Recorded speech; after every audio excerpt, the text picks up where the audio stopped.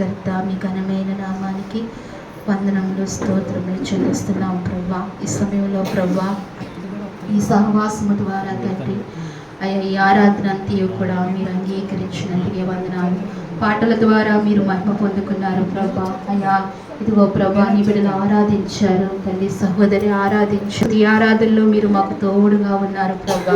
నీ ఆత్మను మా మధ్యకు పంపించారు ప్రభా. మీరు మాతో ఉన్నారు ప్రభా.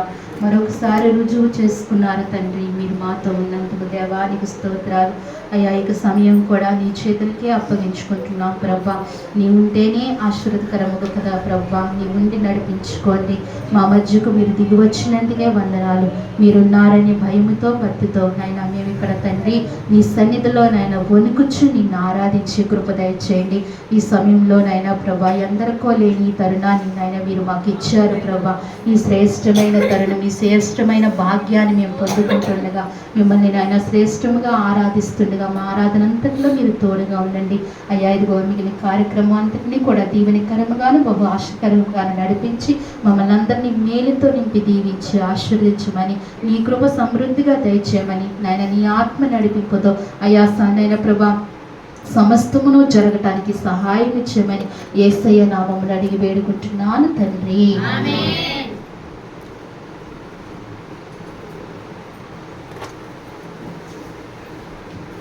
అందరం కూర్చున్నాము.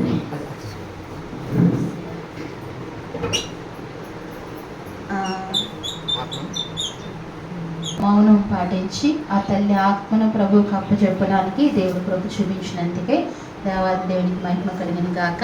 మరి ఆ కుటుంబం కొరకు మీ ఆనందన ప్రార్థనలో జ్ఞాపకం చేసుకోండి. మరి సౌభాగ్య తల్లిని పోగొట్టుకున్న మందిరం పోగొట్టుకోకుండా కుమార్తె ఎంతగానో దేవుని సన్నిధికి వచ్చింది. మరి 8 గంటలకే వారి తండ్రి గారు తను కూడా రావటం జరిగిందండి. ఆమె చనిపోయినప్పుడు ఒకటే మాట చెప్పింది, నేను బాధపడట్లేదమ్మా, యేసయ్య నాకు తోడుగా ఉన్నారు.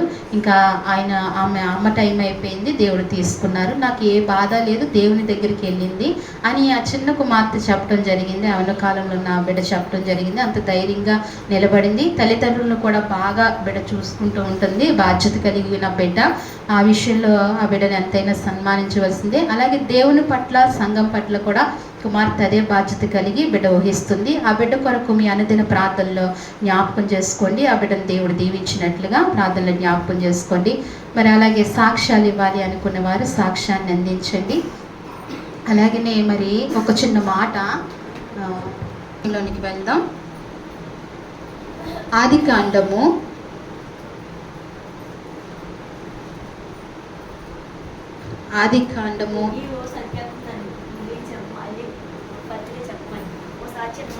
'ఈ సాక్ష్యమును బట్టి కూడా దేవాది దేవునికి మహిమ కలుగును గాక. కుమారుడు మొహదీన్ విషయంలో దేవుడు గొప్ప కార్యం చేస్తూ వస్తున్నాడు. మంచి ఆరోగ్యం దేవుడు అనుగ్రహిస్తున్నాడు. ఈరోజు కుమారుని పుట్టినరోజు. మీరు ప్రార్థనలో జ్ఞాపకం చేసుకుని కుమారుని దీవించి ఆశీర్వదించండి. వాక్యంలోనికి వెళ్దాము. ఆదికాండము 21వ అధ్యాయము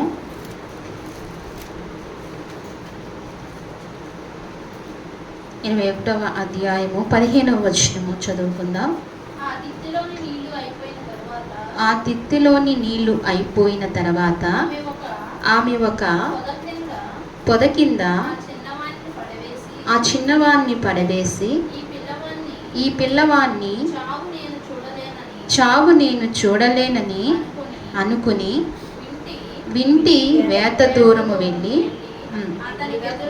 అతనికి ఎదురుగా కూర్చుండెను. ఆమె ఎదురుగా కూర్చుండి ఎలుగెత్తి ఏడ్చెను. దేవుడు ఆ చిన్నవాణ్ణి మొర వినెను.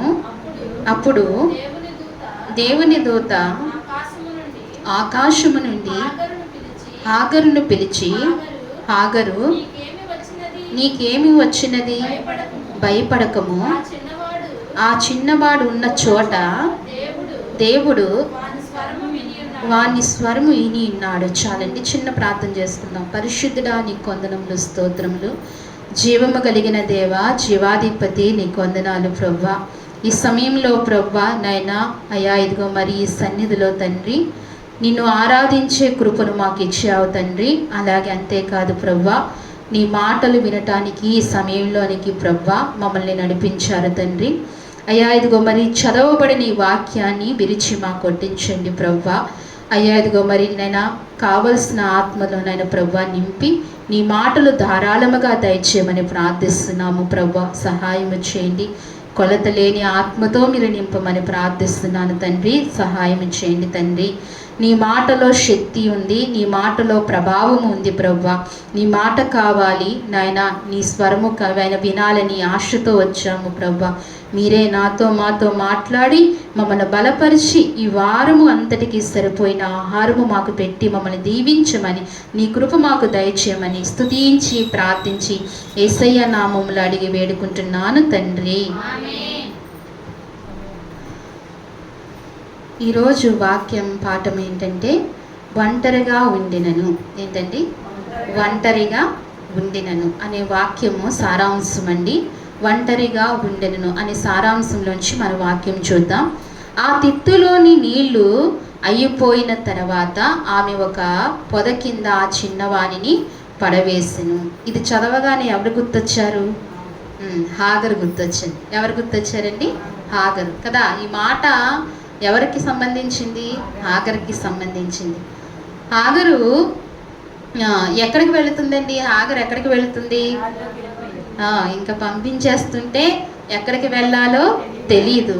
అయితే ఒక ఎడారిలో ఆమె ఆగింది. ఎందుకు ఆగవలసి వచ్చింది? ఎడారి దగ్గరికి వెళ్ళేటప్పటికి ఏమైపోయినాయండి? నీళ్ళు అయిపోయినాయి.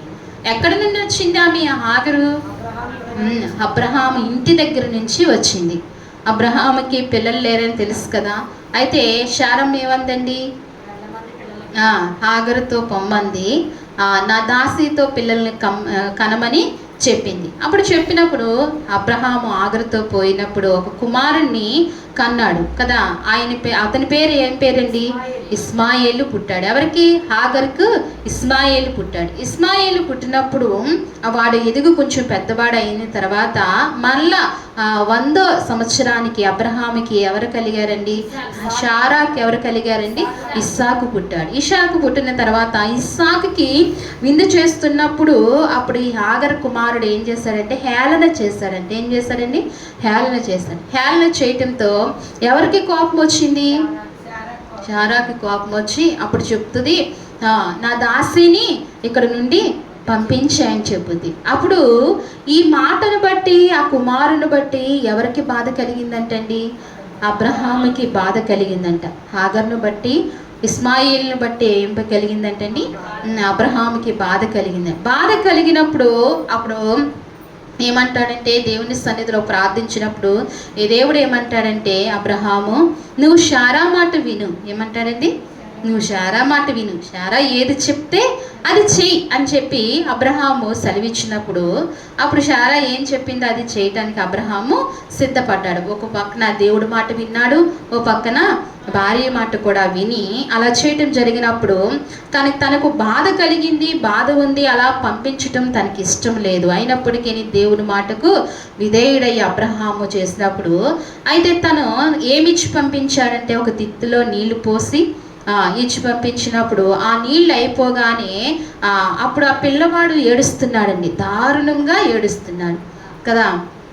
ఉండి నుంచి ఇక్కడికి రావడానికి మనకి ఇంత ఎండలో ఏమనిపిస్తుంది? దాహం వేస్తుంది కదా. మనం తీసుకొచ్చిన ఒక బాటిల్ నీళ్ళు అయిపోతే ఏమనిపిస్తుందండి? ఇంకా దాహం కావాలనిపిస్తుంది కదా, నీళ్ళు కావాలనిపిస్తుంది. మరి ఆ చిన్నవాడికి నీళ్ళు అవసరమైనవి. ఆ ఎడారిలో నీళ్ళు ఎక్కడా లేవు. అప్పుడు ఎవరున్నారండి? వారితో ఎవరున్నారు? ఎవ్వరూ లేరు. వారితో ఎవరైనా ఉన్నారా? ఎవరూ లేరు. ఆ ఎడారిలో ఎవరూ లేరు. అయితే ఆ తిత్తులో నీళ్ళు అయిపోయినప్పుడు తర్వాత ఆమె ఒక పొద కింద ఆ చిన్నవాడిని పడవేసి, ఎక్కడంటండి? పొద అంటే చెట్టు కింద. చెట్టు కింద కూడా ఉండదు పొద అంటే కదండి, చిన్నదేదో కొమ్మల కింద ఉంటుంది. అక్కడ పడేసి నేను ఈ దారుణము చూడలేను, ఈ పిల్లవాడిని ఏడుపు నేను చూడలేను, నా కుమారుడిని ఏడుపు నేను చూడలేనని చెప్పి హాగర్ ఏం చేస్తుందండి? అంత దూరాన్ని వెళ్ళిపోయిందంట. ఏంటండి? వీటి వేతంత దూరాన్ని వెళ్ళిపోయిందంట. కొంచెం దూరం వెళ్ళిపోయి ఇంకా చూడలేను వినలేనని చెప్పి అక్కడ పాడేసి వెళ్ళిపోగానే ఎదురుగా కూర్చుందంట. ఎక్కడ కూర్చుందండి? అంత ఎదురుగుండా కూర్చుని ఆ పిల్లవాడిని చూసుకుంటూ ఉంది. అయితే ఆమె ఎదురుగా కూర్చుండి ఎలుగెత్తి ఏడుస్తుందండి. ఏం చేస్తుందండి? ఎలుగెత్తి ఏడుస్తుంది. చిన్న కష్టం రాగానే ఏడవటం ప్రతి మానవుడికి అలవాటే కదా. అలాగే మరి చిన్న కష్టం కాదు అది. ఏం కష్టం కాదు? చిన్న కష్టం కాదు. ఏమాత్రము అక్కడ నీళ్ళు లేకపోయినా దాహంతో ఏమవుతాడండి ఆ పిల్లవాడు?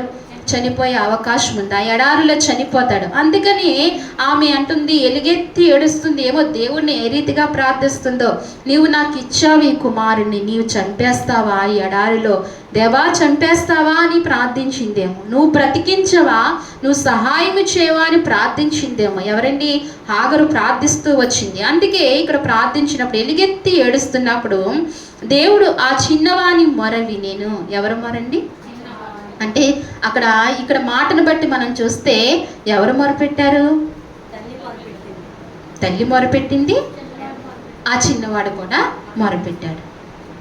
చిన్నవాడంటే కొంచెం వయసు వచ్చింది, కొంచెం వచ్చింది, మాట్లాడుతున్నాడు. తను కూడా ఏం చేశాడండి?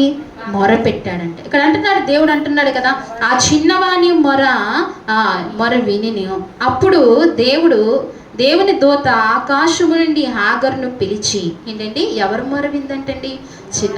చిన్నవాని మొర దేవుడు వింటాడు. ఎవరు మొర వింటాడండి? చిన్నవాని మొర దేవుడు వింటాడు. అంటే వయసులో చిన్నవారు కాదు, ఆ వయసులో చిన్నవారు మొర, చిన్నపిల్లల మొర దేవుడు వింటాడు. వచ్చి రాని ప్రార్థనలు కూడా దేవుడు ఏం చేస్తాడండి? ఆలకిస్తాడు. నాకేమొచ్చు, నాకు ప్రార్థన రాదు, నేను చేసుకోలేను అని అనుకుని అశ్రద్ధ చేస్తే దేవుడు ఇంకా వినడు. కానీ వచ్చి రాని ప్రార్థనతో ప్రార్థన చేస్తే ఏం చేస్తాడండి? దేవుడు ఖచ్చితంగా వింటాడు. అందుకే ఇక్కడ ఆ చిన్నవాని మొర విని అప్పుడు దేవుని దూత ఆకాశము నుండి హాగరు అని పిలిచాను. ఏమని పిలిచిందంటండి? దేవుని దూత హాగరు అని పిలిచి అప్పుడు అంటుంది, హాగరు నీకేమి వచ్చినది? భయపడకము. ఏంటండి? దేవుని దూత ఏం చెప్తుంది? నీకేమొచ్చింది? భయపడకు. అంతే. ఎడారిలో ఉన్న హాగర్ను దేవుని దూత మాట చూడండి. అంతే, చుట్టూ మనకు అలాంటి పరిస్థితులు అలిమేసినప్పటికీ, ఎడారి వంటి సమస్యల్లో మనం ఉన్నప్పటికీ దేవుని స్వరం వినిపిస్తుంది. ఎవరి స్వరం వినిపిస్తుందండి? దేవుని స్వరం వినిపిస్తుంది. అంటున్నాడు ఇక్కడ, నీకేమొచ్చినది? భయపడకము. ఆ చిన్నవాడు ఉన్న చోట దేవుడు వాని స్వరము విని ఉన్నాడు. ఏమి విన్నాడండి? ఆయన స్వరము విని ఉన్నాడు. అక్కడ ప్రార్థించింది ఎవరండి? ఒంటరిగా ఉన్నవారు ఒక్కరే. ఇక్కడ ఆ తల్లి, అక్కడ ఆ కుమారుడు. ప్రార్థించింది ఒంటరిగానే ఒంటరిగా ఉన్న దేవుడు ఏమవుతాడంటండి? తోడుగా ఉంటాడు. దేవుడు ఏమవుతాడు? తోడుగా ఉంటాడు. నేను ఒంటరివాణ్ణు, ఒంటరిదాన్ని అనుకోవడానికి ఎంత మాత్రము కూడా వీలు లేనే లేదు. ఒంటరిగా ఉన్న హాగరుకు దేవుడు ఏం చేస్తాడండి? సాయం చేశాడు. దేవుడు తోడుగా ఉన్నాడు. హాగరుకి ఆ సమయంలో ఏ సాయం కావాలో ఆ సాయం చేశాడు. నేను ఒంటరిదాన్ని, మనం అనుకుంటూ ఉంటాం కదా చాలాసార్లు. ఏమనుకుంటామండి? నేను ఒంటరివాణ్ణి, కుటుంబానికి నేను ఒక్కడినే, నేను ఒంటరివాణ్ణి. లేకపోతే నేను ఒంటరిదాన్ని, కుటుంబానికి నేను ఒక్కదాన్ని, నేను ఏం చేయాలి అనే ఆలోచనలో పడుతూ ఉంటాం పరిస్థితులు తారుమారైన తర్వాత. కానీ నువ్వు ఒంటరి వాడివి కాదు, నువ్వు ఒంటరి దానివి కాదు. ఎవరున్నారండి నీకు తోడుగా? నువ్వు విశ్వసిస్తే గనక, హాగరు వలె ప్రార్థిస్తే గనక, ఆ చిన్నవాని వలె ప్రార్థిస్తే గనక ఎవరు తోడొస్తారండి? దేవుడు తోడొస్తాడు. అనుకోవచ్చు, ఒక 50 మంది ఉన్న కుటుంబం కూడా ప్రతి వ్యక్తి ఏమవుతారండి? ప్రతి వ్యక్తి ఏమవుతారు? ఒంటరి వారే. ఆ కుటుంబంలో 50 మంది ఉండొచ్చు, వారు ఏమవుతారండి? ఒంటరి వారే అవుతారు.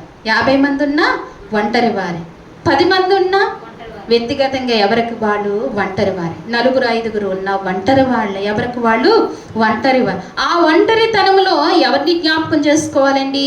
దేవుని జ్ఞాపకం చేసుకోవాలి. దేవుడు ఏమై ఉంటాడంటండి?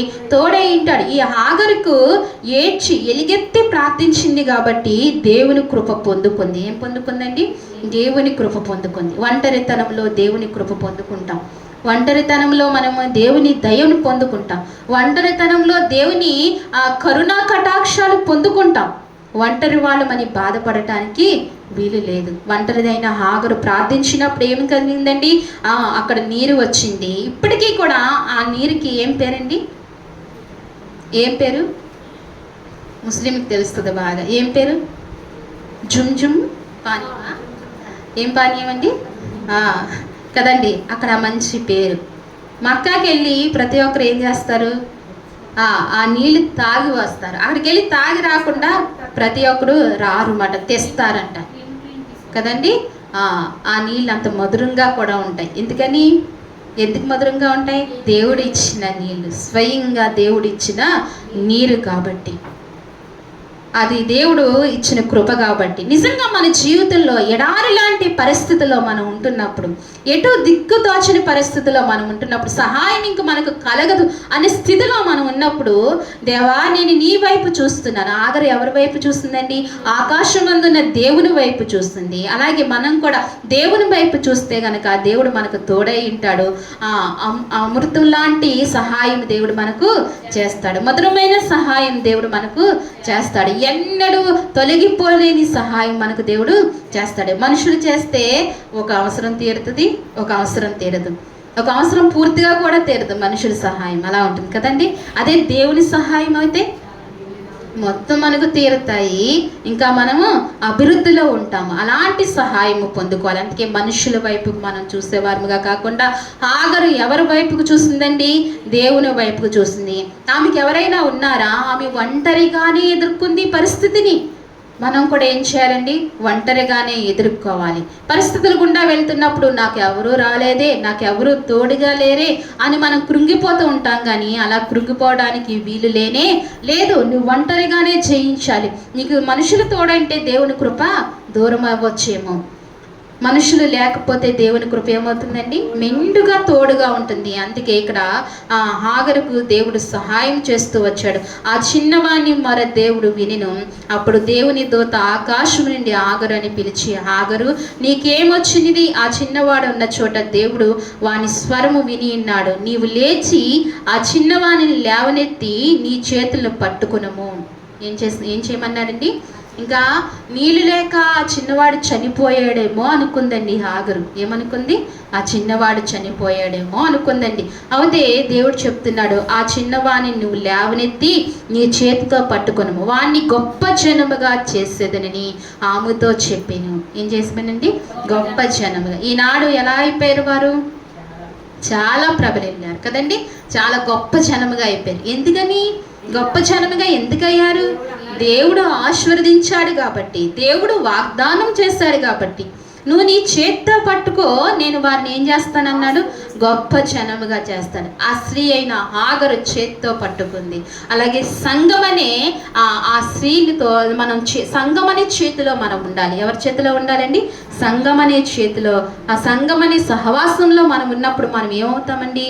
ఆశీర్వదింపబడదాం. సంఘం బయట ఉండి ఏ మాత్రమో ఆశీర్వదింపబడలేము. అది ఖచ్చితంగా సత్యం. ఇది దేవుని వాక్యమే తెలియచేస్తుంది. ఎక్కడ ఉండాలండి? సంఘంలో ఉండాలి. సంఘంలో ఉంటేనే క్షేమాభివృద్ధి. సంఘంలో లేకపోతే క్షేమము దొరకదు. ఏంటో అనుకుంటున్నాం, సంఘాన్ని నిర్లక్ష్యం చేస్తున్నాం. కానీ సంఘాన్ని ఎంత మాత్రము నిర్లక్ష్యం చేయకూడదు. తల్లిని నిర్లక్ష్యం చేయకూడదు. సంఘంలో ఉంటేనే క్షేమాభివృద్ధి, సంఘంలో ఉంటేనే దీవెన, సంఘంలో ఉంటేనే ఆరోగ్యము. అందుకే ఆ తల్లి చేతులు ఏమంది? ఆ తల్లి నీ చేత్తో ఆ కుమారుని పట్టుకొని నిన్ను, నా కుమారుని ఏం చేస్తానంటున్నాడు? ఆశీర్వదిస్తానంటున్నాడు. క్షేమాభివృద్ధి కలిగిన స్థలాలలోనికి మనం వెళ్ళినప్పుడు దేవుడు ఎంతో క్షేమనిస్తాడు. ఒంటరిగా ఎదుర్కొంది ఎవరండి? హాగరు. ఎలుగెత్తి ఏడ్చింది, దేవుని కృపను పొందుకుంది. ఈనాడు మనం కూడా హాగరు వలె దేవుని కృపను పొందుకునే వారంగా ఉండాలి. అలాగే ఆదికాండము 41వ అధ్యాయము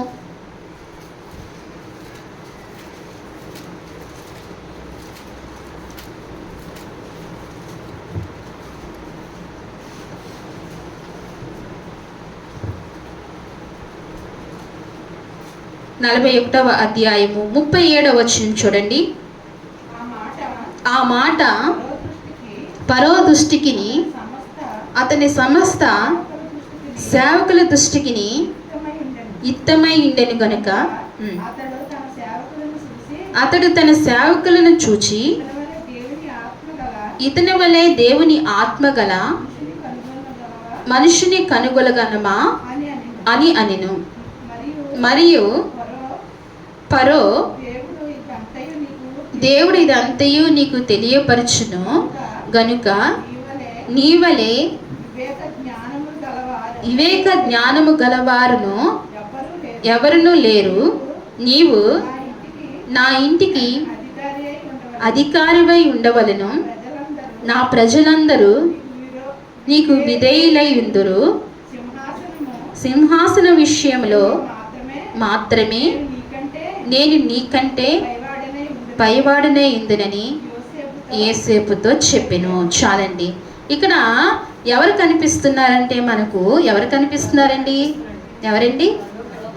యోసేపు కనిపిస్తున్నారు. ఎవరు కనిపిస్తున్నారండి? యోసేపు కనిపిస్తున్నారు కదా.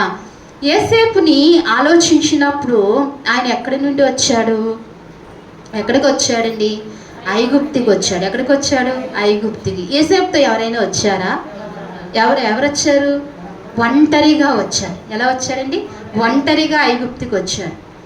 ఐగుప్తికి ఒంటరిగా వచ్చినప్పుడు తను ఏ శ్రమల ద్వారా వచ్చినా ప్రక్కన పెడితే తను ఒంటరిగా వచ్చాడు. వచ్చిన వాడు ఎలా అయిపోయాడండి? యోసేపు ఆ దేశాన్ని పరిపాలించే నాయకుడిగా, ఆ దేశము అంతా తన చిత్త ప్రకారము జరిగే నాయకుడిగా, తన మాట ప్రకారం ఆ దేశాన్ని పరిపాలించే నాయకుడిగా అయిపోయాడు. ఎవరండి? యోసేపు. ఆయన ఎలా వచ్చాడు? ఒంటరిగా వచ్చాడు. ఒక బానిసగా వచ్చాడు. ఎలా వచ్చాడు? బానిసగా వచ్చాడండి. అందుకే అంటున్నాడు ఇక్కడ. అప్పుడు ఎందుకంటే ఈ మాటలు విని ఫరో ఆశ్చర్యపోయాడంటే ఫరోకి కల వచ్చింది. ఏమొచ్చిందండి? కల వచ్చింది. ఏం కల వచ్చింది? ఏం కల వచ్చిందండి? దేశము కరువు రాబోతుంది కదా. అది తెలియదు. ఫరోకి ఎలా వచ్చిందంటే 7 బలిసిన ఆవులు, 7 పక్క చిక్కిన ఆవులు కలలోకి వచ్చింది. 7 బలంగా ఉన్న వెన్నెలు, బలహీనమైన వెన్నెలు దేవుడు కలలోనికి వచ్చింది. ఎవరి కలలోకి? ఫరో కలలోకి వచ్చింది. ఈ కలలోకి వచ్చినప్పుడు ఆ ఐగుప్తి జ్ఞానులందరినీ పిలిచాడు. ఆ ఐగుప్తి అందరినీ కూడా పిలిచాడు. ఎవ్వరూ కూడా ఈ కల భావాన్ని ఎవరూ చెప్పలేకపోయారు. ఈ కళ ఏంటో వారికి తెలియచేయలేదు. దేవుడు మరుగు చేశాడు. అయితే ఫరోకి ఒక పక్కన కలవరం ఎక్కువైపోతుంది. ఏంటి? ఇంతమంది జ్ఞానులు ఉన్నప్పటికీ, ఇంతమంది చాలామంది అన్నీ చేయగలిగిన మంత్రసానులు ఉన్నప్పటికీ నాకెవరూ కూడా ఏమీ చెప్పట్లేదు ఈ కలభావం అని చెప్పి ఏంటని చింతిస్తుంటే ఎవరు చెప్పారండి? తన దగ్గరున్న పానదాయకుడు ఏం చేశాడండి? ఒక కలభావం చెప్పి హెబ్రీడు ఒక యవనస్తుడు ఉన్నాడండి. సెరసాల్లోనికి మమ్మల్ని వేశారు కదా, భక్షదాయకుని పానదాయకుని మమ్మల్ని సెరసాల్లో వేశారు కదా. మాకు ఒక రాత్రి కల వచ్చింది. వచ్చినప్పుడు తెల్లవారి మేము కలవరంగా ఉంటున్నప్పుడు, మనోదుఃఖంతో ఉన్నప్పుడు ఆ హెబ్రీ యవనుడు మమ్మల్ని అడిగాడు, ఏంటి మీరు ఇలా ఉన్నారు ఏంటి అని అడిగినప్పుడు మేమిద్దరం కూడా కళను చెప్పాము. అయితే ఆ కళ భావాన్ని మాకు వివరించాడు ఆ యవనస్తుడు. ఏమనంటే భక్షదాయకుని నిన్ను ఉరితీస్తాడు 3 రోజులకి రాజు దగ్గరికి వెళ్ళి నువ్వు పానీయాన్ని నువ్వు అందిస్తావని చెప్పాడు. అతని ఆ హెబ్రీ యవనుడు ఎలా చెప్పాడో నా జీవితంలో అలాగనే జరిగింది రాజా అని అప్పుడు చెప్పాడు. కానీ యోసేపు ఏం చేశాడు తెలుసా? నువ్వు రాజు దగ్గరికి వెళ్ళినప్పుడు నన్ను జ్ఞాపకం చేసుకో అన్నాడు. యోసేపు ఏమన్నాడండి? నువ్వు రాజు దగ్గరికి వెళ్ళినప్పుడు నన్ను జ్ఞాపకం చేసుకో. నువ్వు ఖచ్చితంగా రాజు దగ్గరికి వెళ్తావు. ఎక్కడికి వెళ్తావు? నువ్వు ఖచ్చితంగా రాజు దగ్గరికి వెళ్తావు. రాజు దగ్గరికి వెళ్ళినప్పుడు నన్ను జ్ఞాపకం చేసుకో అన్నాడు. యోసేపు అక్కడ చిన్న బలహీనుడయ్యాడండి. ఏమయ్యాడండి? బలహీనుడయ్యాడు. భక్తి కలిగిన యోసేపు కూడా ఏమయ్యాడు? బలహీనుడయ్యాడు. మనం కూడా అనేక సార్లు బలహీనత కలిగి మనుషుల సహాయానికి అర్థిస్తాము. యోసేపు ఏం చేశాడండి? అక్కడ మనుషుల సహాయాన్ని అర్థించాడు. ఒకసారి నేను జ్ఞాపకం చేసుకున్నాడు. అతనికి జ్ఞాపకం ఉండకుండా ఉంటుందా అండి? అసలు ఎందుకు ఉంటుంది? అసలు ఓ పక్కన ఎవరు చనిపోయారు? తన తోటి భక్షదాయకుడు చనిపోయాడు. తను బ్రతికాడు. ఎలాగైతే యోసేపు చెప్పాడో అలాగనే జరిగింది. రాజు దగ్గరికి వెళ్ళాడు. మరి ఎందుకు మర్చిపోతాడు? అది చిన్న విషయమా మర్చిపోవడానికి? లేదు, మర్చిపోడు. కానీ దేవుడు ఏం చేస్తాడు? మరుగుపరిచాడు. దేవుడు మర్చిపోయేటట్టుగా చేశాడు. జ్ఞాపకం ఉండలేదు. యోసేపు జ్ఞాపకం లేడు. అసలు ఎంత కృతజ్ఞతతో ఉండాలో. ఏమైనా సరే నేను రాజు దగ్గరికి వెళ్ళి ఏదో ఒక రికమెండేషన్ చేసి ఆ సరసాల్లో ఉన్న ఎవరిని విడిపించాలి అని అనుకోవాలి, తన సాయం చెయ్యాలి. అంత కృప చూపించాడు కాబట్టి. అయితే మర్చిపోయాడు. తిని ఎక్కడే ఉన్నాడు. రాజుకి కల వచ్చింది. ఆ సమయంలో ఆ పానదాయకుడు గుర్తు చేశాడు, ఇలా హెబ్రీయుడు ఉన్నాడండి, తను చెప్తున్నాడండి కలను ఖచ్చితంగా తను చెప్పింది జరుగుతుందండి అని చెప్పగానే, అయితే పిలిపించండి అనగానే ఏసేపు రాగానే రాజు కలను చెప్పినప్పుడు స్పష్టంగా క్షుణ్ణంగా ఏం చేశాడండి, రాజు కలను తెలియచేశాడు. రాజా, 7 సంవత్సరములు బలమైన పంట పండుతుందయ్యా. ఏంటండి? బలమైన ఆవులు మీకు కళ్ళకు వచ్చినాయి కదా, 7 సంవత్సరములు బలమైన పంట పండుతుంది. 7 సంవత్సరములు బక్క చిక్కిన ఆవులు అంటున్నారు కదా, 7 సంవత్సరములు అసలు పంటే పండదు. బలమైన వెన్నులు 7 సంవత్సరాలు 7 ఉన్నాయి కదా, బలహీనమైనవి ఉన్నాయి కదా, పంట ఉండదయ్యా. దాన్ని ఏం చేయాలంటే దేవుడు విస్తారమైన పంటను 7 సంవత్సరాలు ఇచ్చాడు. దాన్ని మీరు ఏం చేయాలి, దాచిపెట్టాలి. పండని సంవత్సరాల్లో మీరు దాన్ని తీసి పంచిపెట్టాలి అని చెప్పినప్పుడు రాజు ఏసేపుకున్న జ్ఞానాన్ని చూసి, ఏసేపుకున్న ఆలోచనలు విని రాజుకి ఏమయ్యాడండి, ఆశ్చర్యపోయి, నీ వంటి జ్ఞానుడు ఎవరూ లేరని చెప్పి ఇక్కడ అంటాడు. అందుకే చూడండి 37 వచనంలో, ఆ మాట ఫరో దృష్టికి అతని సమస్త సేవకుల దృష్టికి యుద్ధమై ఉండును కనుక. ఏంటండి? ఫరో దృష్టికి తన సేవకులందరి దృష్టికి ఏమైంది, యుద్ధమైనది. నిజమేనే, ఏంటి 7 సంవత్సరాలు పండుద్దా, ఏం చెప్తున్నావు నువ్వు అని తిరగబడలేదు. దేవుని ఆత్మ కలిగి దేవుని మాట కలిగిన మాటలు అవి ఖచ్చితంగా రూఢిగా నమ్మవలసిందే. వారు ఏమయ్యారండి, నమ్మారు. అక్కడ నమ్మకపోతే ఏమైపోతురు, రాజు విశ్వసించకపోతే ఏమవునండి, దేశమంతా 7 సంవత్సరాలు ఏమండి కరువుతో నష్టపోవును. దేవుని ఆత్మ కలిగిన మాటలు వినకపోతే ఏం కలుగుతుంది, నష్టము కలుగుతుంది, కరువు కలుగుతుంది. అందుకే ఏం చేయాలి, దేవుని మాట వినాలి. మనిషి మాట కాదు, ఎవరి మాట వినాలి, దేవుని మాట వినాలి. దేవుడు ఇచ్చాడు ఆ జ్ఞానాన్ని, దేవుడే తెలియజేశాడు. అప్పుడు ఫరో ఏం చేశాడంటే, యోసేపు చెప్పినట్లుగా ఏం చేశాడండి, సమస్తమును చేశాడు. ఇష్టము కోట్లలో ఏం చేశాడండి, కొట్లు కట్టించాడు. ధాన్యాన్ని ఏం చేశాడండి, కొట్టుల్లో సమకూర్చిన తర్వాత అప్పుడు యోసేపు ఏ రీతిగా అయితే చెప్పాడో ఆ రీతిగానే ఏమొచ్చిందండి, కరువు వచ్చింది. అక్కడి నుంచి ఎవరి మీద ఎక్కువ ప్రేమ కలిగింది, ఫరోకి యోసేపు మీద ప్రేమ కలిగి అంటాడు కదా, ఇక్కడ అంటాడు ఏమంటాడంటే, మరియు ఫరో దేవుడు ఇదంతయు నీకు తెలియపరచును గాక. ఏంటండి, ఏమంటున్నాడు, దేవునికి మహిమ కలుగును గాక. వాక్యం వినాలి. మరియు ఫరో దేవుడు ఇదంతయు మీకు తెలియపరచునుగాక. ఫరో ఏమన్నాడు, నీకు ఇదంతయు దేవుడే తెలియపరచునుగాక, నీ వలే వివేక జ్ఞానము గలవారు ఎవరునూ లేరు. ఫరో ఏమంటున్నాడండి, నీ వలే వివేక జ్ఞానము కలిగిన వారు ఎవరు కూడా లేరు. ఎక్కడి నుంచి వెళ్ళాడండి ఈ యోసేపు? అయిన వారిని విడిచిపెట్టి, అన్నదమ్ములను విడిచిపెట్టి ఒక్కడగా వెళ్ళాడు. ఎక్కడికి?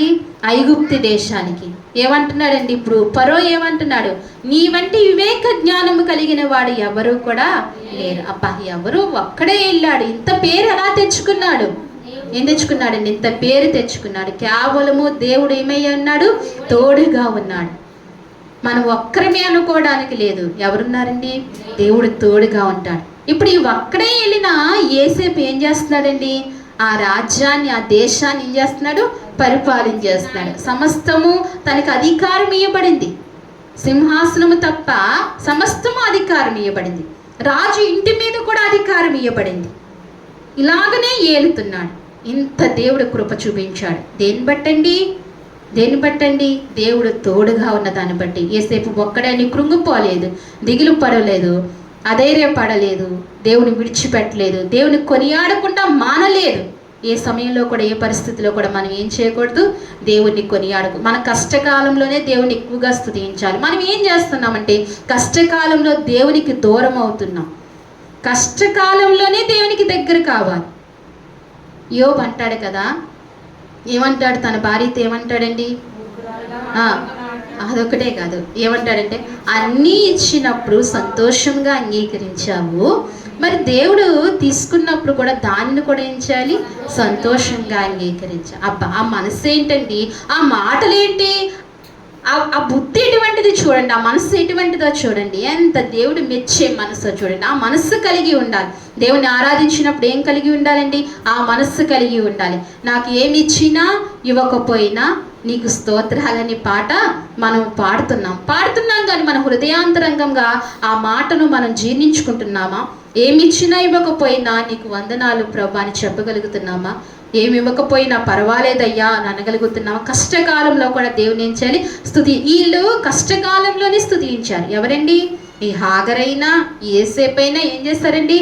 కష్టకాలంలో దేవుణ్ణి విడవలేదు, దేవుని ఆశ్రయించారు, దేవుని స్తుతించారు. అందుకే దేవుడు తోడుగా ఉండి వారికి కావాల్సిన కృపనిస్తూ వచ్చాడు. అందుకే ఇక్కడ అంటున్నాడు, మరియు పరో దేవుడు ఇదంతయు నీకు తెలియపరచును గనుక నీ వలె వివేక జ్ఞానము గల వారు ఎవ్వరూ లేరు.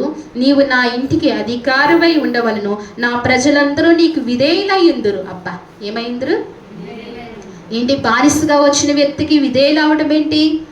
ఆ దేశానికి ఎంత అవమానము! ఎలా వచ్చాడండి ఇతను?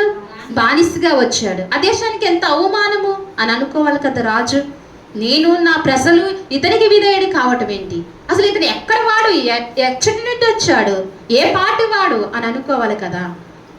తనకున్న దేవుని ఆత్మజ్ఞానమును బట్టి ఎవరు హెచ్చింపబడ్డారండి? యేసేపు హెచ్చింపబడ్డాడు. ఎవరిని బట్టండి? దేవుని బట్టే, కేవలము దేవుని బట్టి హెచ్చింపబడ్డాడు. మనం హెచ్చింపబడాలంటే ఎవరిని బట్టి హెచ్చింపబడతామండి? దేవుని బట్టే హెచ్చింపబడతాం. నీకున్న అందచందాలు బట్టి నువ్వు హెచ్చింపబడవు, నీకున్న ఈ లోక ఘనతను బట్టి హెచ్చింపబడవు, నీకున్న ఈ లోక ధనాన్ని బట్టి నువ్వు హెచ్చింపబడవు. దేన్ని బట్టి హెచ్చింపబడతావు?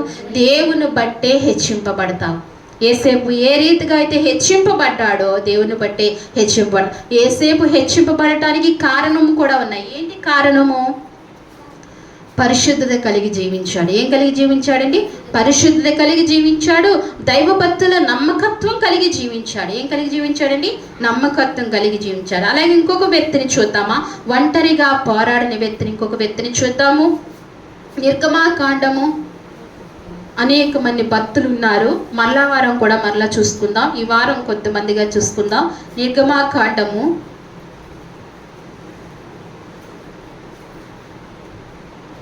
3వ అధ్యాయము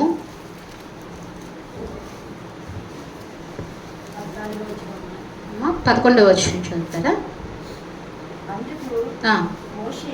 అందుకు మోషే, నేను ఫరో వద్దకు వెళ్ళుటకును ఇశ్రాయేలు ఐగుప్తు నుండి తోడుకుని పోటకును ఎంతటి వాడనని దేవునితో అనగా, ఆయన నిశ్చయముగా నేను నీకు తోడైందును, నేను నిన్ను పంపించుటకు ఇది నీకు సూచన. నీవు ఆ ప్రజలను ఐగుప్తులో నుండి తోడుకు వచ్చిన తర్వాత మీరు ఈ పర్వతం మీద దేవుని సేవించెదరు అని. చాలండి. దేవుని నామానికి మహిమ కలుగును గాక. ఇక్కడ అంటున్నాడు కదా, దేవుని వాక్యం ఏమంటుంది? అందుకు మోషే, నేను ఫరో యొద్దకు వెళ్ళుటకు ఇశ్రాయేలు ఐగుప్తు నుండి తోడుకుని పోవుటకు ఎంతటి వాడును అని దేవునితో అంటున్నాడు. ఎవరండి? మోషే ఏమంటున్నాడు? నేను ఐగుప్తుకు వెళ్ళటానికి, ఐగుప్తులోంచి ఇశ్రాయేలు ప్రజలు విడిపించటానికి నేను ఎంతటి వాడును అంటున్నాడు మోషే. ఐగుప్తులోంచి ఇశ్రాయేలు ప్రజలు విడిపించడానికి ఎంతమంది వెళ్ళారండి? ఎంతమంది వెళ్ళారు? మోషే ఒక్కడే వెళ్ళారు. ఎవరు వెళ్ళారు? మోషే ఒక్కడే. ఒక్కళ్ళలో ఎంత శక్తి ఉందో చూడండి. మనం చూసినప్పుడు ఆ వాక్యం అంతా కూడా ఎవరండి? ఒక్కొక్కరే చేశారు కదా. ఐగుప్తుకి ఎవరు వెళ్ళారు? మోషే ఒక్కడే వెళ్ళారు. దేవుడు అంటున్నాడు, నేను నీకు తోడుగా ఉంటాను అంటున్నాడు. నేను ఐగుప్తులోనికి వెళ్ళి ఇశ్రాయేలుని విడిపించడానికి నేను ఎంతటి వాడును? ఐగుప్తి శక్తి సామర్థ్యతలు ఎవరికి తెలుసండి? మోషేకి తెలుసు. ఎందుకని? అక్కడే పెరిగాడు కాబట్టి. ఏంటండి? అక్కడే పుట్టి పెరిగాడు కాబట్టి. హెబ్రీయుడైన మోషే అక్కడే పుట్టి పెరిగాడు. మళ్ళీ ఎక్కడ పెరిగాడండి? ఎక్కడ పెరిగాడు మోషే? రాజు కొలువులో పెరిగాడు. ఎక్కడ పెరిగాడు? రాజు ప్రతి కట్టడలను, ప్రతి ఆజ్ఞలను, ప్రతి నియమాలు అన్నీ కూడా ఎవరికి తెలుసు? మోషేకి తెలుసు. రాజు శక్తి తెలుసు. రాజు బలహీనత అన్నీ తెలుసు. అందుకే అంటున్నాడు, దేవునితో అంటున్నాడు, నేను ఏ పాటి వాడును అంటున్నాడు. ఐగుప్తు శక్తి సామర్థ్యత అంతా తెలుసు కాబట్టి నేను ఏ పాటి వాడును అంటున్నాడు. అప్పుడు వెంటనే దేవుడు అంటున్నాడు, నేను నీకు తోడుగా ఉంటాను, తోడుగా ఉంటాను. మోషే వెళ్ళాడు, ఒక్కడగా వెళ్ళాడండి. ఐగుప్తు ప్రజల్ని విడిపించాడా లేదా? ఎంతమందిని విడిపించాడండి? 40 లక్షల కాలబలాన్ని విడిపించాడు. మహానుభావుడు. నిజంగా మోషే ఎవరండి?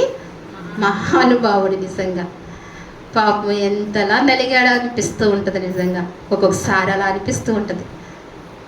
మోషేకున్న సహనం ఎటువంటిదో, మోషేకున్న ఓపిక ఎటువంటిదో నిజంగా దేవుడు అంటున్నాడు. అందుకే మోషేని బట్టి, మోషే నా ఇల్లంతటిలో నమ్మకస్తుడంటబ్బా. మోషే నా ఇల్లంతటిలో నమ్మకస్తుడు. ఎంతటి సహనం కలిగిన వ్యక్తో మోషే. అందుకే దేవుడు ఎన్నుకున్నాడు, వాడుకున్నాడు. దేవుడు పంపించాడండి ఇశ్రాయేలు విడిపించడానికి. ఒక సాధనముగా వాడుకున్నాడు, తన బాహుబలంగా వాడుకున్నాడు దేవుడు. ఈనాడు సేవకులు ఎవరైనా విశ్వాసులు ఏమన్నా అంటుంటే ఏమవుతుందండి? ఏమవుతుంది? సహనాన్ని కోల్పోతున్నాం. సహనం కోల్పోయి కోపం వస్తుంది. మరి మోషేకి ఎంత కోపం వచ్చి ఉండాలి? మోషేకి కడికి ఇశ్రాయేలుతో ఏం పడ్డాడండి? పాటలు పడుతూనే ఉన్నాడు ఇశ్రాయేలుతో. ఒకళ్ళు అహో మోషే అంటున్నారు, ఒకళ్ళు చీ మోషే అంటున్నారు. అహా మోషే అన్నవాళ్ళు కొంతమంది, చీ మోషే అన్నవాళ్ళు కొంతమంది. ఇలాగా 40 లక్షల మందితో తను ఎంత ఏగాడోనండి. ఎన్ని సంవత్సరాలు? 40 సంవత్సరాలు ఏగుతూ వచ్చాడు మోషే అండి. అందుకే నేను ఏ పాటి వాడును అంటున్నాడు. అధికారము కూడా తెలుసు ఎవరికండి? మోషేకి. అధికారము కలిగిన స్థలంలో ఉన్నాడు కాబట్టి అధికార ఇబ్బందులు ఏంటో కూడా మోషేకి తెలుసు. అందుకే నేను ఏ పాటి వాడును, నేను ఎంతటి వాడును అంటున్నప్పుడు దేవుడు ఏమంటున్నాడు? నేను నీకు తోడుగా ఉన్నాను. ఈనాడు ఒంటరితనంతో నువ్వు కృంగిపోతున్నావా? ఈ మధ్యాహ్న కాల సమయంలో నువ్వు ఒంటరితనంతో నువ్వు దిగులు పడుతున్నావా? దేవుడు మాట్లాడుతున్నాడు. హాగరుకి తోడుగా ఉన్న దేవుడు నేను నీకు తోడుగా ఉండనా అంటున్నాడు. యోసేపుకు తోడుగా ఉన్న దేవుడు నేను నీకు తోడుగా ఉండనా అని చెప్తున్నాడు. నాడు నాతో మీతో సహితంగా పరిశుద్ధాత్మ దేవుడు ఏం చేస్తున్నాడండి? మాట్లాడుతున్నాడు. ఎన్నో మార్లు మనం మర్చిపోయి ఉండకపోవచ్చు, కానీ దేవుడికి జ్ఞాపకమే. నువ్వు ఎన్నోసార్లు అనుకోవచ్చు, తండ్రి నేను ఒంటరి దాన్ని కదా, నేను ఒంటరి వాడిని కదా, నా జీవితం ఇలా అయిపోయింది, నా అన్నదమ్ములు నన్ను విడిచిపెట్టారయ్యా. ఏమనుకున్నావు? నా అన్నదమ్ములు నన్ను విడిచిపెట్టారు, నా రక్త సంబంధికులు నన్ను విడిచిపెట్టారు, నా స్థితి ఈ రకంగా అయిపోయింది, నా జీవితం ఈ రకంగా ఇలా అయిపోయింది, నేను ఒంటరి బ్రతుకుతున్నాను అని నువ్వు అనుకున్నప్పుడు దేవుడు ఏం చేస్తున్నాడండి? నేనున్నాను నీకు తోడుగా అని చెప్తూ ఆగరికి సహాయం చేసినట్లుగా, యోసేపుకు సహాయం చేసినట్లుగా, మోషేకు తోడుగా ఉన్నట్లుగా నీకు నాకు దేవుడు ఏం చేస్తున్నాడండి? తోడుగా ఉండి నడిపిస్తున్నాడు. ఒంటరి ఉన్న మోషే ఇశ్రాయేలు కానానుకు నడిపించాడండి. ఇశ్రాయేల్ని ఎక్కడికి నడిపించాడు? కానానుకు నడిపించాడు. తన వల్ల అయితే కాదు. మోషే బలం సరిపోదు, మోషే జ్ఞానం సరిపోదు, మోషే శక్తి సరిపోదు. ఎవరు తోడుగా ఉన్నారండి? దేవుడు తోడుగా ఉంటేనే మనం ఏదైనా చేయగలం. ఎవరు తోడుగా ఉన్నారు? మోషేకు దేవుడు తోడుగా ఉన్నాడు. ఒంటరి అయిన నీకు ఎవరు తోడుగా ఉన్నారండి? ఈ మధ్యాహ్న కాలంలో దేవుడు మనతో మాట్లాడు. ఒంటరి అయిన మనతో దేవుడు మాట్లాడుతున్నారు. దేవుడు నీకు నేను తోడుగా ఉన్నానని చెప్తున్నాడు. ఇంకా అనేక మంది భక్తులు మన మధ్యనున్నారు. మరలా వారం వారిని జ్ఞాపకం చేసుకుందామండి. ఇంతవరకు ఈ మాటలు జ్ఞాపకం పెట్టుకుని ఈ వారం అంతా కూడా ఈ మాటలు బట్టి ధైర్యం తెచ్చుకుని మీ అనుదిన ప్రార్థనలో జ్ఞాపకం చేసుకోవాలి. ప్రభువా మీరు మాకు తోడుగా ఉన్నావా అని ప్రార్థన చేసుకుందామా? ఈ వాక్యం మన హృదయాల్లో దేవుడు దీవించి ఆశీర్వదించినట్లుగా ఒకసారి మోకరించి ప్రార్థన చేసుకుందామా?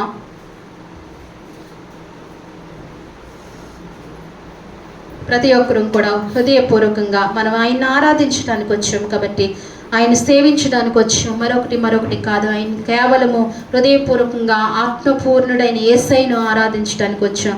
ప్రభువా ఈరోజు నాతో మాట్లాడేవయ్యా. అయ్యా నాతో మాట్లాడుతూ వచ్చావయ్యా. నీ ఆత్మతో నాతో మాట్లాడేవు ప్రభువా. నీ మాట చాలా విలువైనదని నేను కోరుకున్నప్పుడు ప్రభువా, నీ మాట కావాలని నేను ఆశపడినప్పుడు ప్రభువా, మీరు నీ మధ్యాహ్న కాల సమయంలో నాతో మాట్లాడారు ప్రభువా. అవునయ్యా, అనేక మార్లు నా హృదయంలో నేను అనుకున్నాను, అయ్యా నేను ఒంటరి వాడినయ్యని నేను అనుకున్నాను, ఒంటరి దాన్నయ్యా అని నేను అనుకున్నాను ప్రభువా. అయ్యా నేను అనేక మార్లు అనుకుంటున్నప్పుడు, నేను కృంగిపోతున్న వేళల్లో ప్రభా, నేను కృంగిపోతున్నప్పుడు ప్రభా, ఈ సమయంలో మీరు నాతో మాట్లాడావు ప్రభా. అయ్యా నాడు హాగర్ని ఎడారిలో చూస్తావయ్యా, ఒంటరిగా ఉన్న హాగరును, అయ్యా ఒంటరిగా ఉన్న ఇస్మాయిల్ని చూసావు ప్రభా. ఇస్మాయిలు మొర విన్నానని చెప్తున్నావు తండ్రి. నైనా హాగరు నువ్వు ఎందుకు ఏడుస్తున్నావు, ఎందుకు భయపడుతున్నావు అని హాగర్ను దేవుడు దూత వాదార్చినట్లుగా దేవుని లేఖనంలో చూస్తున్నాం. ఒంటరి అయిన హాగరును దేవుడు ఎంతగానో తోడుగా ఉంటూ వాదార్చి ఆశీర్వదించినట్లుగా మనం లేఖనంలోంచి ఇంతవరకు పరిశుద్ధాత్మ దేవుడు మాట్లాడుతున్నాడు. హాగరుకు తోడుగా ఉన్న దేవా, నాకు కూడా తోడుగా ఉండవా? నోరు తెరిచి అడుగుదామా ఒకసారి? నీకు తోడు కావాలి, దేవుని తోడు కావాలంటే ఒక్క నిమిషం దేవుని అడుగు. విన వాక్యాన్ని బట్టి ఒకసారి అడుగు. దేవుని తోడు అవసరం లేదనుకుంటే అడగవసరం లేదు. దేవాని తోడు కావాలి అనుకున్న వారు ఖచ్చితంగా అడగండి. హృదయపూర్వకంగా ఏది మనస్సును పెట్టుకోకుండా, ఎటువైపు చూడకుండా, కేవలము సిలువలో బలి అయిన యేసయ్య వైపు చూస్తూ, ప్రభువా నువ్వు నాతో మాట్లాడే దేవుడు. ఆనాడు సమరయ స్త్రీతో మాట్లాడావు కదా, మధ్యాహ్న వేళలో సమరయ స్త్రీతో మాట్లాడిన దేవా, ఈనాడు సమయంలో నాతో మాట్లాడుతున్నావు ప్రభువా. అయ్యా నాతో మాట్లాడేవయ్యా, నీ తోడు నాకు కావాలి. నోరు తెరిచి అడుగుదామా విన్న వాక్యాన్ని బట్టి? అయ్యా నాడు హాగరుకి తోడుగా వచ్చావా ప్రభా? అయ్యా ఎడారిలో ఎవరు లేని పరిస్థితుల్లో హాగరుకి తోడుగా ఉంటూ వచ్చావా ప్రభా? ఈనాడు ఎడారి వంటి సమస్యల్లో నేనున్నానయ్యా. అడుగు. ఏవైతే సమస్యలు ఉన్నవారు అడగచ్చు, దేవుణ్ణి అడగాలి. పరిశుద్ధాత్మ దేవుడు నిన్ను తట్టుతున్నాడు, అడగమని అడుగుచున్నాడు నిన్ను. నువ్వు ఒకసారి నోరు తెరిచి అడుగుతావా? ఎడారి వంటి సమస్యల్లో చిక్కుకుపోతున్నావా? నువ్వు ఎటు దిక్కుతోచని సమస్యలు నిన్ను అల్లుకున్నాయా? ఎవరు సహాయం చేయలేని స్థితిలో మనం ఉన్నామా? అలాంటి స్థితిలో దేవుడు అంటున్నాడు, నేను నీకు తోడుగా ఉంటాను. ఓ బిడ్డ భయపడకు, నేను నీకు తోడుగా ఉంటాను. ఓ నా కుమారుడా, ఓ నా కుమార్తె నువ్వు భయపడకు, నేను నీకు తోడుగా వస్తాను. హాగరుకు తోడుగా ఉన్నాను, ఇస్మాయిల్ని జ్ఞాపకం చేసుకున్నాను, నేను నిన్ను జ్ఞాపకం చేసుకుంటాను, నీకు నేను తోడుగా ఉంటానని దేవుడు చెప్తున్నాడు. హృదయపూర్వకంగా అడగండి.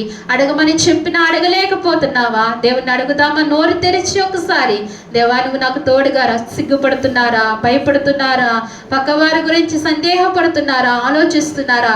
దేవుని అడుగు. పక్కవారు మనకి ఏమి చేయరు, కానీ అడిగిన దేవుడే మనకు చేస్తాడు కదా. తోడైంటున్న దేవుడు, ఆ వాగ్దానం చేసిన దేవుడే మనకు సహాయం చేస్తాడు కదా. మన కష్టకాలంలో మనకి ఎవరు రారు. ఒకసారి కన్నీరు విరుస్తూ హృదయపూర్వకంగా బాధతో వేదనతో ఒకసారి దేవుని అడుగుదామా? ఈ స్థలానికి అందుకే మనం వచ్చాము. నువ్వు అడగటానికి, దేవుని స్తుతించడానికే వచ్చావు కదా. ఈ స్థలానికి ఊరికే రాలేదు కదా. ప్రయోజనం లేకుండా వెళ్ళకూడదు. ఎంతో దీవింపబడి స్థలంలోంచి వెళ్ళాలి, ఎంతో ఆశీర్వదింపబడి స్థలంలోంచి మనం వెళ్ళాలి. దేవా నాతో మాట్లాడుతూ వచ్చావు ప్రభా. హాగరుకు తోడుగా ఉంటానన్నా, నాకు తోడుగా ఉండేనైనా. అలాగే తండ్రి, ఒంటరిగా వెళ్ళిన ఐగుప్తుకు ఒంటరిగా వెళ్ళిన యేసేపుకు నువ్వు తోడుగా ఉన్నావు ప్రభా. అయ్యా యేసేపు ఒంటరి వాడయ్యా, బలహీనుడయ్యా, చిన్నవాడు ప్రభా. నువ్వు తోడుగా ఉన్నావు తండ్రి. ఈనాడు ఈ లోకపు యాత్ర, ఈ లోకమనే ఐగుప్తులో ప్రభా, నేను ఒంటరి వాడినయ్యా, నేను ఒంటరి దారినయ్యా, మీరు నాకు తోడుగా ఉండండి అయ్యా. యేసేపుకినైనా ప్రభా, ఆ ఐగుప్తు మీద అధికారం ఎలాగైతే ఇచ్చావో ప్రభా, ఈ లోక పరిస్థితులన్నిటి మీద నాకు అధికారం అయ్యా. ఆ నా అప్పుల మీద అధికారం అయ్యా ప్రభా, నా బలహీనతల మీద అధికారం అయ్యా, నా సమాధానం మీద అధికారం అయ్యా, నా కుటుంబం మీద నాకు అధికారం ఇవయ్యా. అయ్యా సహాయం ఇచ్చయ్యా. యేసేపుకు తోడుగా ఉన్న దేవా, ఈనాడు నాకు తోడుగా ఉండు అయ్యా. నా బిడ్డల వ్యాధుల మీద నాకు అధికారం అయ్యా ప్రభా అని నోరు తెరిచి ప్రతి ఒక్కరు అడుగుదామా? అలాగేనే ప్రభా, అయ్యా ఇశ్రాయేలును విడిపించడానికి ఒంటరిగా అయ్యా మోషేను పంపించావయ్యా. అయ్యా నేను నీకు తోడై ఉన్నాను, మోషేను వెళ్ళని చెప్పావు ప్రభా. అయ్యా ఈనాడు మాకు కూడా మీరు చెప్తున్నారు, మాకు మీరు తోడుగా ఉంటానంటున్నారయ్యా. నా ఒంటరి స్థితిలో, నా ఒంటరి పరిస్థితిలో మీరు తోడుగా ఉంటానంటున్నారు అని ప్రతి ఒక్కరు జ్ఞాపకం చేసుకుని దేవుని స్తుతిద్దాము. మరి చిన్న ప్రార్థన ఆత్మీయ తల్లి ప్రార్థనలో నడిపిస్తారు. ప్రార్థన చేసుకుందాం. మనందరం లేచి నిలబడి దేవుని కానుకలు సమర్పించుకుందామండి. నిన్ను నమ్మినచో సిగ్గుపడనీయవు, నన్ను నెమ్మదితో నీవే చేదవు. ఆపత్కాలమున నమ్ముకున్నదగిన, ఆపత్కాలమున నమ్ముకున్నదగిన యేసు నీవే ఆధారము, యేసు నీవే నా ప్రాణము, యేసు నీవే ఆధారము, యేసు నీవే నా ప్రాణము. నిన్ను నమ్మినచో సిగ్గుపడనీయవు, నన్ను నెమ్మదితో నీవే ఉంచెదవు. ఆపత్కాలమున నమ్ముకొనదగిన, ఆపత్కాలమున నమ్ముకొనదగిన యేసు నీవే ఆధారము, యేసు నీవే నా ప్రాణము. తెలివిని నమ్ముకుని తూలిపడ్డాను, తెలివిని నమ్ముకుని తూలిపడ్డాను. బుద్ధి జ్ఞానము నీ దానమని నీ చింతకు చేరాను. బుద్ధి జ్ఞానము నీ దానమని నీ చింతకు చేరాను. యేసు నీవే ఆధారము, యేసు నీవే నా ప్రాణము, యేసు నీవే ఆధారము, యేసు నీవే నా ప్రాణము. బలమును నమ్ముకుని భంగపడ్డాను, బలమును నమ్ముకుని భంగపడ్డాను.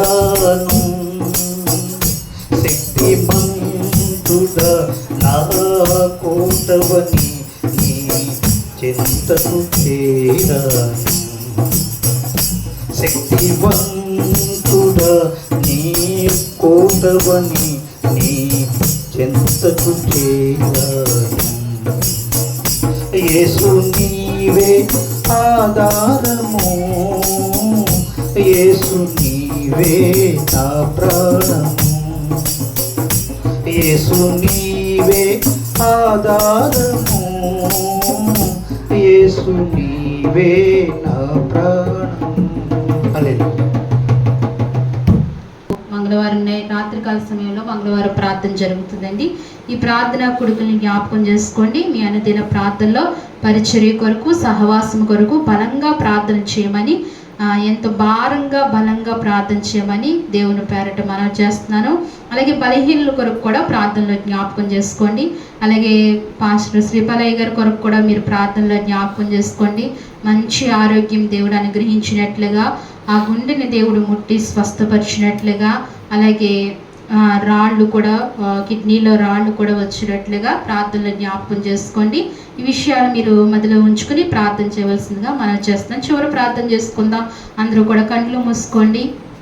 మహాపరిశుద్ధుడా, మహోన్నతుడా, మీ ఘనమైన ఉన్నతమైన పరిశుద్ధమైన నామానికి వందనములు, స్తోత్రములు ప్రభువా. గడిచిన నా ప్రభు పరిశుద్ధ దినం నుంచి ఈ నా ప్రభు పరిశుద్ధ దినం వరకు కూడా మీ సజీవమైన రెక్కల చాటున మీరు భద్రపరిచినందుకే, కాచి కాపాడినందుకే మీకు వందనాలు, స్తోత్రాలు ప్రభువా. ఈ ఎండల వేళలో ప్రభువా ఇంత సురక్షితంగా, ఇంత క్షేమముగా మమ్మల్ని ఉంచావు తండ్రి. నీ నామానికి మహిమ చెల్లించుకుంటున్నాం ప్రభువా.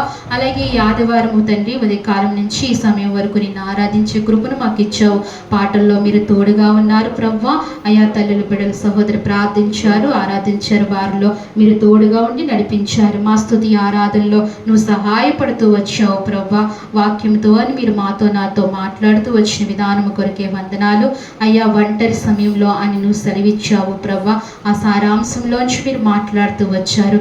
ఒంటరి అయిన ఆగరుకు, ఒంటరి అయిన ఇస్మాయేలుకు ప్రభువా తోడుగా ఉన్నట్టు అయ్యా, ఒంటరి అయిన యేసు యోసేపుకు తోడుగా ఉన్నట్లు, ఒంటరైన మోషేకు తోడుగా ఉన్నట్లు ఈ నానాడు ప్రభా నైనా ప్రభు మా అందరి ఒంటరి జీవితంలో మీరు తోడుగా ఉండండి ప్రభా. మాకు అనేక మంది ఉండవచ్చు, మా చుట్టూ అనేక మంది ఉండవచ్చు, కేవలము మీ ఒంటరి వారమే ప్రభా. మీ తోడు మాకు కావాలయ్యా.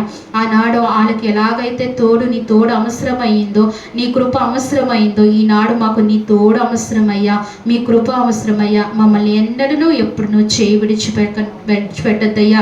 నువ్వు సహాయము చేయ ప్రభా. మా వెన్నంటి ఉండి మాకు కృప దయచేయమని మీ సన్నిధిలో ప్రార్థిస్తున్నాము తండ్రి.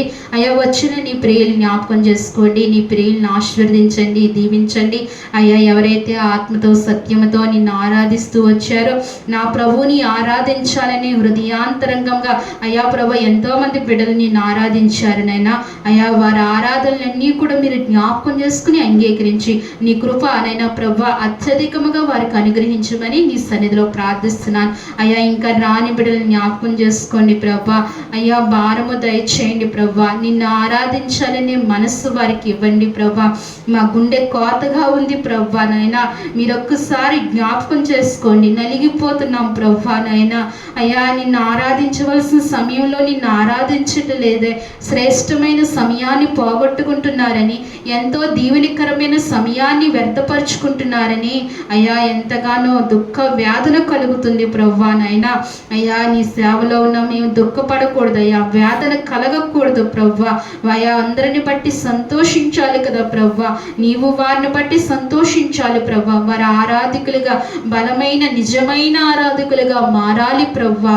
ఈ స్థలమందు ప్రతి బిడ్డ అలా నిజమైన ఆరాధికులుగా మారటానికి నీ సహాయము దయచేయమని మీ సన్నిధిలో ప్రార్థిస్తున్నాను ప్రభా. మీరు నడిపించండి తండ్రి. అయ్యా, మీరు పిలవండి తండ్రి. నశించిపోతున్న అనేక ఆత్మలు కూడా మీరు రక్షించుకోమని మీ సన్నిధిలో ప్రార్థిస్తున్నా. రక్షింపబడిన ఆత్మలు కూడా తండ్రి నైనా అయ్యా మీరు సరిచేసి తండ్రి నైనా నీ సన్నిధిలో వారి ముఖము కనిపించి తండ్రి వారికి ఇచ్చిన సమయాన్ని నీ సన్నిధిలో గడిపే కృపాభాగ్యం ప్రతి బిడ్డకు మీరు అనుగ్రహించమని అయ్యా, నీ కృపలో ప్రతి బిడ్డ ఉండటానికి సహాయము చేయమని, నీ దైవ దీవులు ప్రతి బిడ్డ పొందుకునే కృప దయచేయమని నీ సన్నిధిలో ప్రార్థిస్తున్నాను తండ్రి. దేవానికి వందనాలు. వచ్చిన నీ ప్రియులు ప్రభా నైనా ఎవరైతే ప్రభా వారి కష్టార్జితంలో నీకు అర్పణలు అర్పించారో తండ్రి, ఏ అర్పణలు అర్పించి నీకు అర్పిస్తున్నారో ప్రభా, ప్రతి అర్పణను మీరు అంగీకరించండి తండ్రి. ప్రతి కానుకను మీరు దీవించి ఆశీర్వదించండి ప్రభా. 30దంతులుగా 60దంతులుగా 100ంతులుగా ఫరభరత జీవితం వారందరికీ దయచేయమని మీ సన్నిధిలో ప్రార్థిస్తున్నాను ప్రభా. ఇక్కడున్న ప్రతి బిడ్డను పేరు పేరున మీరు జ్ఞాపకం చేసుకుని దీవించి ఆశీర్వదించండి. అయ్యా, ముఖ్యంగా ప్రభా ఇదిగో మొహిదీని మీరు జ్ఞాపకం చేసుకోండి.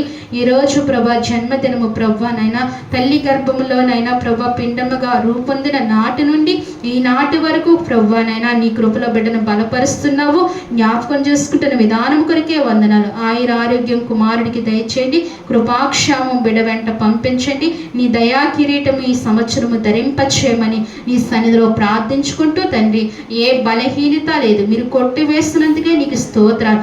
బలంతో శక్తితో బిడ్డ నింపి సంపూర్ణమైన ఆరోగ్యమునైనా బిడ్డకు దయచేసి కుటుంబానంతటినీ జ్ఞాపకం చేసుకుని దీవించమని ప్రార్థిస్తూ, అలాగే నైనా మా అందరినీ కూడా దీవించి ఆశీర్వదించి బలపరచమని, మా అందరినీ ప్రత్యేకంగా అందరినీ కూడా జ్ఞాపకం చేసుకుని ఆరాధించి నీ బిడ్డలందరినీ జ్ఞాపకం చేసుకుని రాని బిడ్డలకు మరొక తరుణం దయచేయమని, ఈ సేవ పరిచర్యను అంతటినీ కూడా దీవించి ఆశీర్వదించమని, అయా శాఖోపులుగా విస్తరింపచేయమని ఆశీర్వదించమని, సరిహద్దులు విశాలపరచమని తండ్రి నైనా మాకు స్థలం ఇమ్మని, మందిరం ఇమ్మని నీ సన్నిధిలో ప్రార్థించుకుంటూ మీకు వందనాలు స్తోత్రాలు చెల్లించుకుంటూ ఈ పరిచర్యకు జరుగుతున్న ప్రతి పరిచర్యను అంతటినీ దీవెనకరంగా మేలుకరంగా ఆశీర్వకరంగా జరిగించి నీవే దగ్గరుండి జరిపించుకోమని, ప్రతి హృదయాన్ని ప్రతి మనసుని మీ స్వాధీనంలోనికి తెచ్చుకుని నా మహిమ తెచ్చుకోమని స్తుతించి ప్రార్థించి నా ప్రియరక్షకుడైన యేసుక్రీస్తు నామములో అడిగి వేడుకుంటున్నాను తండ్రి. మన తండ్రి అయిన దేవుని ప్రేమయు కుమారుడైన యేసుక్రీస్తు కృపయు పరిశుద్ధాత్మ అన్యోన్య సహవాసము మనకు మన కుటుంబాలకు సార్వత్రిక సంఘాలకు ఇప్పుడును ఎల్లప్పుడూ పుట్టినరోజు జరుపుకుంటున్న బిడ్డలకు సదాకాలము దేవుడు తోడైండి నడిపించును గాక. యేసు రక్తమే జయం, ప్రవేశ రక్తము సంపూర్ణమైన విజయం కలుగును గాక. ఆమేన్, ఆమేన్, ఆమేన్.